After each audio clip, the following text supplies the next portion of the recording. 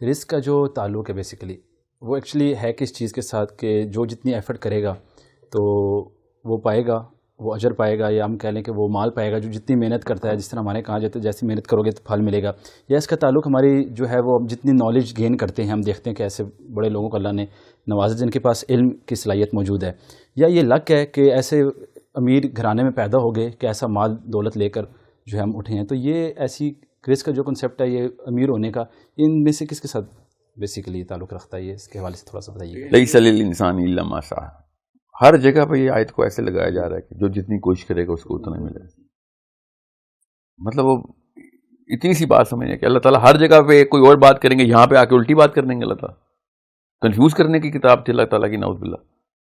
یہ آیتیں دو تین سیریل کی آیتیں پڑھیں. اللہ تعالیٰ نے کہا اس دن کوئی کسی کا بوجھ نہیں اٹھائے گا، اور جو جتنی کوشش کرے گا اس کو اتنا ہی ملے گا. اس دن اوکے، اور ہم نے اس دن لگا دیا اس کو. تو یہ کوشش کا کانسیپٹ رزق کے ساتھ نہیں ہے. اللہ تعالیٰ نے اپنا فلسفہ بتایا ہوا ہے کہ یا رزق کا انتظام گلوبل لیول کے اوپر کرتا ہوں میں. اللہ کی شان ہے گلوبل لیول پہ فکر ہی نہ کرو، سب کا انتظام ہو چکا. تم کچھ بھی کر لو، وہ والے معاملات نہیں چینج کر سکتے جو اللہ نے اپنے ہاتھ میں رکھے ہیں. ان کے تھرو ہی رزق کی ترسیل ہو رہی ہے. اس سے واٹر فال ماڈل کہتے ہیں اس کو، کہ سورس کے اوپر اللہ تعالیٰ نے سارے کے سارے معاملات اپنے ہاتھ میں رکھے ہوئے. بارش نہیں ہوگی تو فصل نہیں ہوگی، فصل نہیں ہوگی تو بزنس نہیں چلے گا، فوڈ انڈسٹری نہیں چلے گی، کیونکہ ماتنیات نہیں ہوں گی.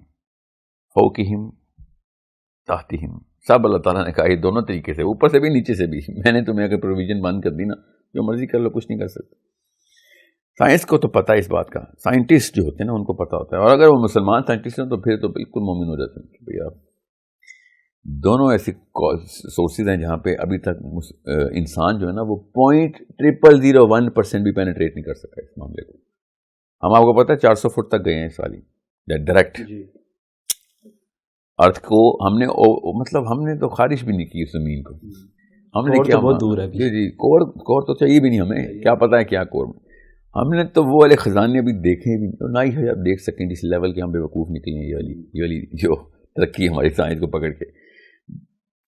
میں آپ کو بتا نہیں سکتا ہوں کہ مسلمان اگر نفسیات میں اپنے اوپر رزق کے معاملات فٹ کر لے تو پھر میں نے آپ سے کہا نا، پھر مشین کسی اور وہ مشین چلا ہی نہیں سکتا. فلسفہ بہت آسان ہے. اللہ تعالیٰ نے کہا کہ تم اپنا سکوپ بڑھاؤ گے تو پھر اس سکوپ کے تھرو جتنی بالٹی بڑھاؤ گے اس میں اتنا پانی آ جائے گا. بالٹی بڑھاؤ، بالٹی پانی کی رزق کی بات نہیں میں کر رہا ہوں، یاد رکھیے گا. پرپز اگر پیسہ ہوگا تو ایک فرد کی اپنی اوقات اتنی نہیں ہے. اپنی اوقات، اس جسم کی اوقات، اس کی سوچ کی اوقات اتنی ہے کہ میں نے اگر اپنے لیے پیسہ بنانا ہے، میری ایکسپائری آ جائے گی اس وقت، میں بور ہو جاؤں گا اس سے، میری فلفلمنٹ ختم ہو جائے گی. ڈرائیو سے ڈرائیو بولتے ہیں، ڈرائیو زیرو ہو جائے گی. اگر میں نے 10 لاکھ بندوں کے لیے انتظامات کرنے ہیں تو میری ڈرائیو کا میں آپ کو موازنہ کر کے بتا نہیں سکتا ہوں کتنا بڑا ڈفرینشیل ہے. کہ اگر میں نے 100 بندوں کے لیے بھی انتظامات کرنے ہیں تو میری جو نیچرل ڈرائیو ہے نا وہ اس کا موازنہ ہی نہیں میں کر سکتا. کیمسٹری اتنی فرق ہے اس کی. اور اگر آپ نے امت کا ذمہ لینا ہے تو پھر تو آپ کو، ویسے نا میں وارن بفیٹ کا نا ایک دفعہ انٹرویو سن رہا تو کہتا ہے یار یہ مجھے سمجھ نہیں آتی، انسان ایک سورس آف انکم سے سمجھتے ہیں بلینئر ہو جائیں گے. بلینئر کی تو بیسک سینس تھی کہ وہ ملٹیپل سورس آف انکم میں جائے. تصویر الٹی دیکھ رہے ہیں مگر دیکھ وہی تصویر رہے ہیں. اس نے بھی کہا یار اسکوپ بڑھاؤ گے ٹھیک ہے تو آپ کا انتظامات بڑھنا شروع ہو جائیں گے. کیوں؟ وہ اس کو ملٹیپل سورس آف انکم کو، وہ مسلمان تو نہیں نا، وہ سمجھ نہیں رہا. ملٹیپل سورس آف انکم کا مطلب یہ ہے کہ تم نے اب پتہ نہیں پہلے ایک کمپنی کے اندر 100 بندوں کے رزق کا گھرانے کا جو فیملیز تھی ان کا انتظام کیا تھا. اب تم نے ملٹیپل کمپنی کھولی ہیں تو لاکھوں گھرانوں کو بچے پال رہے ہو ہمارے. اور سر آپ نے بس کو بڑھا لیا اللہ تعالیٰ نے انتظامات تو ان بندوں کے کیے ہیں، آپ کے تھوڑی کیے ہیں. انسان کو پیسہ اکٹھا کرنے کا جو شوق ہے نا اللہ تعالیٰ اس کے خلاف ہے. اور پیسے کو پرپز بنائیں گے تو اکٹھا کرنا شروع کریں گے. اگر آپ کو پیسہ خرچ کرنے کے جو مصارف ہے نا، مصرف وہ بڑھانا شروع کر دیا آپ نے لوگوں کے لیے تو آپ کا ترسیل بڑھنے شروع، کیونکہ ان کا انتظام تو اللہ نے کہیں اور کیا ہو نا. وہ اگر آپ نے اپنا پائپ فٹ کر لیا اس انتظام میں تو پھر آپ کے تھرو گزرے گا. نبی السلام نے اس لیے بڑا سمپل کرسپ فارمولا بتا دیا تھا کہ کنفیوز نہ ہونا، رزق صرف وہ ہے جو تم نے خرچ کیا، ورنہ وہ تیرا رزق ہی نہیں. ہم نے مگر دیکھنے کا شوق ہے ہمیں کہ دیوار لدی بھی ہو، میرے جب تجوری کھولوں تو اوپر تک چھت تک پہنچ جائے، وہ تیرا رزق نہیں ہے. وہ خالی ایک اندر نفس کا شوق ہے کہ میرے پاس پاور ہے, کیونکہ رسک پاور کو, پیسے پاور کو ریپرزینٹ کرتے ہیں. میں کچھ بھی کر سکتا ہوں, خرید سکتا ہوں کسی کو بھی, کسی چیز کو بھی.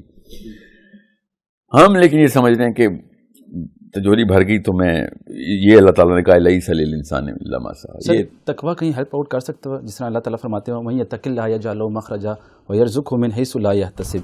تو قرآن پاک میں تو ہم -1% میں نعوذ باللہ ایسا نہیں شک کر سکتے, قرآن کا تو ہر وعدہ سچ ہے. تو پھر آپ سمجھتے ہیں کہ یہ بھی غیب سے, صرف غیب سے سر. مگر دیکھیں اللہ تعالیٰ نے رزق کو نا جس طریقے سے بتایا اس کی نفسیات سمجھ لیں. اللہ تعالیٰ نے اس تمام انتظام کو رزق کا ہے جو میرے لیے کیا گیا ہے, اس میں سے بیش باعث پرسنٹائج, میں ایگزیکٹ کوٹ نہیں کرنا چاہ رہا, کوٹ بھی 99%, کوٹ بھی 98%, جس کے لیے پیسوں کی ضرورت نہیں.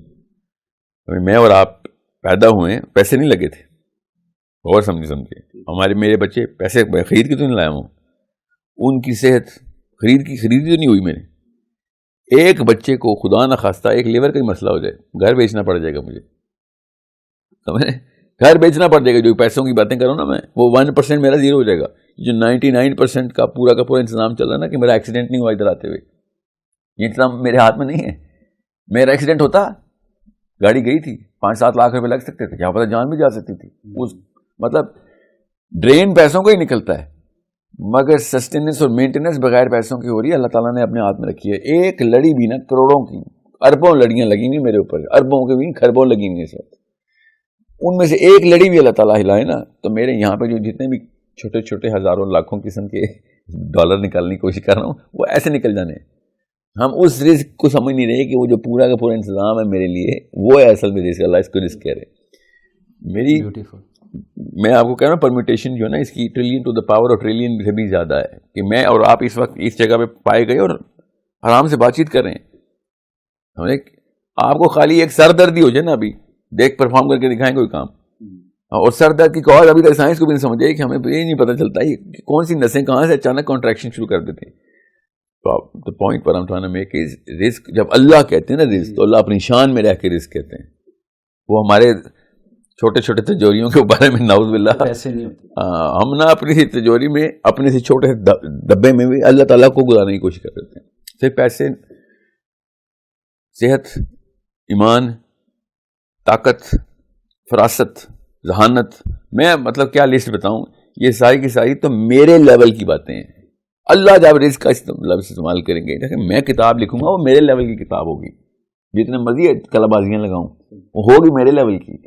اب اللہ نے کتاب لکھ دی ہے, وہ میرے لیول پہ, میں اپنے لیول پہ کیوں فٹ کر رہا ہوں, وہ اللہ کے لیول. جب اللہ کہتے ہیں نا رزق دے دوں گا, اب خود سوچیں بادشاہ سلامت کہیں میں تجھے گفٹ دوں گا, اور آپ کا مالک ہے میں آپ کو گفٹ دوں گا, آپ کو خود سمجھ آ جائے گفٹ کی جو اسکوپ ہے نا وہ فرق ہے.